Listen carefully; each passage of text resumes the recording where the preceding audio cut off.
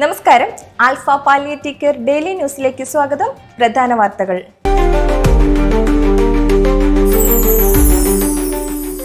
Alpha Thiruvalla centre അവലോകന യോഗം ഇന്ന് സെന്ററിൽ നടന്നു. സെക്രട്ടറി KS പ്രകാശ് അധ്യക്ഷനായിരുന്നു. പ്രശസ്ത motivational speaker Joseph Chacko class നയിച്ചു.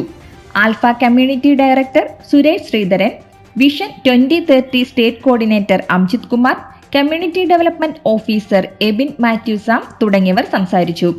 Treasurer Vijayamma Mohan, joint secretary Mohandas, central council member Deepthi Nair, vice president Kala, executive committee മെമ്പർമാരായ ശശിധരൻ പിള്ള, എബി എബ്രഹാം, AT ബാബു, സ്റ്റാഫ് തുടങ്ങിയവർ സന്നിഹിതരായിരുന്നു. 3 മാസത്തെ പ്രവർത്തന പദ്ധതി യോഗം ചർച്ച ചെയ്ത് അംഗീകരിച്ചു. ആൽഫ പാലിയേറ്റീവ് കെയർ പുനലൂർ സെന്ററിന്റെ നേതൃത്വത്തിൽ നാളെ രാവിലെ 9 മണിക്ക് പരിസ്ഥിതി ദിനാചരണം നടത്തും.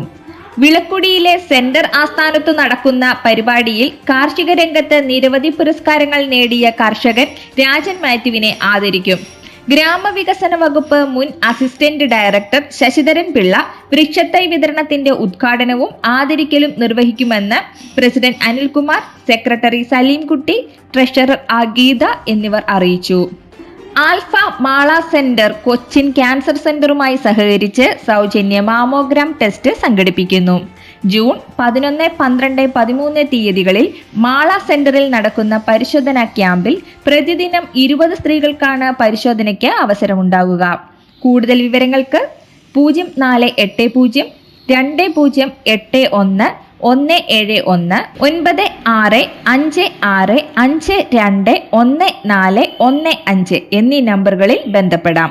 ഇതോടെ ഇന്നത്തെ വാർത്തകൾ അവസാനിക്കുന്നു. ജയ് ഹിന്ദ്.